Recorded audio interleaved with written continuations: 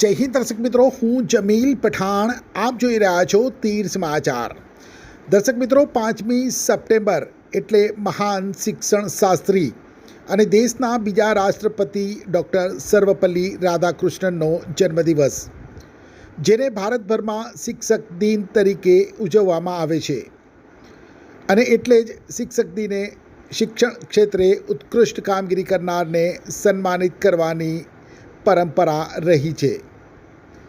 ત્યારે રાજ્યના છેવાડાના આદિવાસી વિસ્તારમાં શિક્ષણની જ્યોત થકી આદિવાસી બાળકોના ભવિષ્યને ઉજ્જવળ બનાવવા અથાગ પ્રયાસ કરનાર એવા કવાંટ તાલુકાના સિહાદા ગામની પ્રાથમિક શાળાના કર્મયોગી શિક્ષક પટેલ દેવલકુમાર અશોકભાઈની આ વર્ષે જિલ્લા કક્ષાએ શ્રેષ્ઠ શિક્ષક તરીકે પસંદગી કરવામાં આવી છે. ત્યારે કોણ છે આ શિક્ષક? શાળામાં એવું તો શું કરી રહ્યા છે તેઓ? આવો જોઈએ એમની કાર્યકુશળતાને, જેને લઈ શ્રેષ્ઠ શિક્ષકનો તાજ તેમના શિરે પહેરાવવામાં આવ્યો છે. નમસ્કાર, મારું નામ છે પટેલ દેવલકુમાર અશોકભાઈ. હું આ સિંહાદા પ્રાથમિક શાળામાં 8/12/2008થી ફરજ બજાવું છું. મારી આ શાળામાં 17 વર્ષ પૂર્ણ થયેલ છે અને બાળકો સાથે સરસ મજાની પ્રવૃત્તિ સાથે અને રમતો સાથે જે શિક્ષણ કાર્ય જે મારો મુખ્ય ધ્યેય છે એની સાથે હું ખૂબ જ આગળ વધી રહ્યો છું. બધા જ બાળકો સાથે ખૂબ જ પ્રેમથી વ્યવહાર કરીને દરેક જગ્યા પર માર્ગદર્શન આપીને એમને પ્રોત્સાહન આપીને આગળ વધારવાનો પ્રયત્ન કરું છું. અનિયમિત બાળકોને શાળામાં લાવવા માટે અને બાળકોને શિક્ષણ સારું આપવા માટે એક નવતર પ્રયોગ કર્યો હતો. એ નવતર પ્રયોગનું નામ હતું પ્લે, ડાન્સ એન્ડ લર્ન, કે બાળકો જે વાંચન લેખન ગણનમાં જે નબળા રહી ગયા હતા એ બાળકોને એના દ્વારા સરળતાથી વાંચતા લખતા શીખવી શકીએ. ત્યારબાદ દર વર્ષે જે કલા મહોત્સવ થાય છે એમાં આ શાળાના બાળકો તાલુકા અને જિલ્લા સુધી પ્રદર્શન કરે છે. મારો પોતાનો જ વિષય સંગીત વિષય મારો ફેવરેટ છે, પ્રિય વિષય છે. એટલે મને તો આવડે જ છે, પણ મારામાં જે કળા છે એ મારા સુધી ના રહી જાય અને બાળકો સુધી પહોંચે એવા મારા પ્રયત્ન રહે છે. મારી શાળાના જે બાળકો છે તે ફક્ત કુમાર જ નહીં પણ કન્યાઓ પણ સારું એવું ઢોલક વાદન કરી શકે છે. શાળા સમયમાં, રિસેસ સમય દરમિયાન અને જો જરૂર પડે તો બાળકોને રજાના દિવસે પણ બાળકોને માર્ગદર્શન આપું છું કે બાળકો ફક્ત અહીંયા જ ના રહી જાય પણ બાળકો ખૂબ જ આગળ વધે, એમના જે ધ્યેયો છે સિદ્ધ કરે છે એના માટે સતત પ્રોત્સાહિત કરું છું.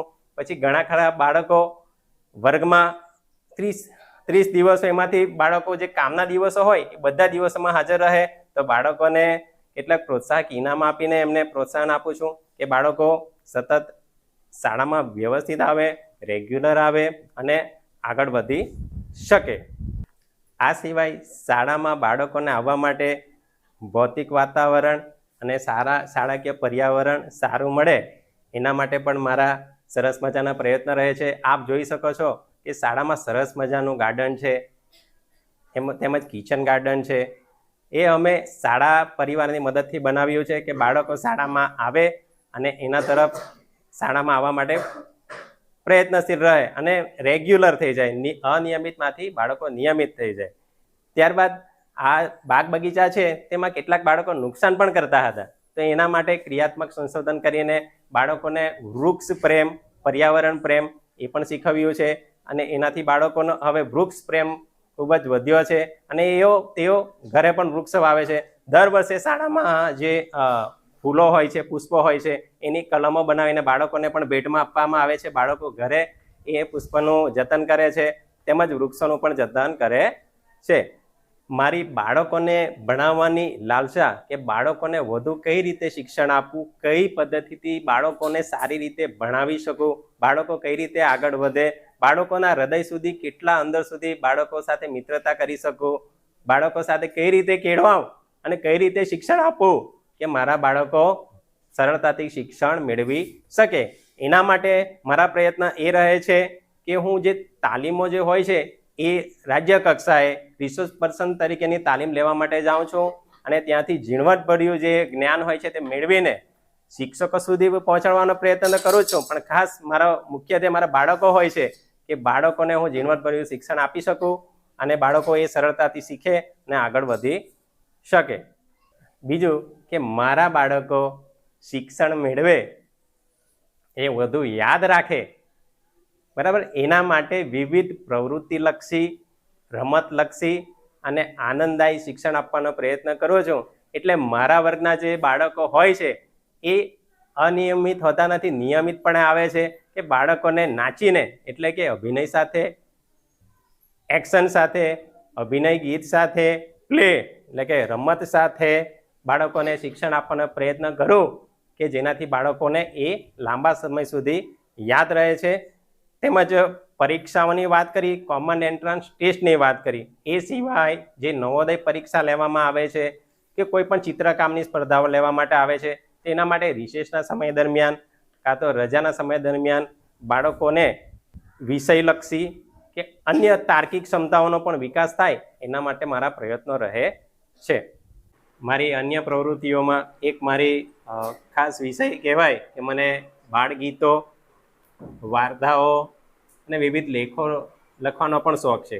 એ થકી મારા લેખો, મારી વાર્તાઓ, મારા બાળગીતો વિવિધ મેગેઝિનમાં, સામાયિકોમાં છપાતા હોય છે. એમાંથી આખી શાળામાં, ગુજરાત રાજ્યની દરેક શાળામાં પહોંચતું બાળ સૃષ્ટિમાં મેગેઝિનમાં મારું એક બાળગીત પ્રકાશિત થયેલું છે, ઢમઢમાઢમ ઢોલકી.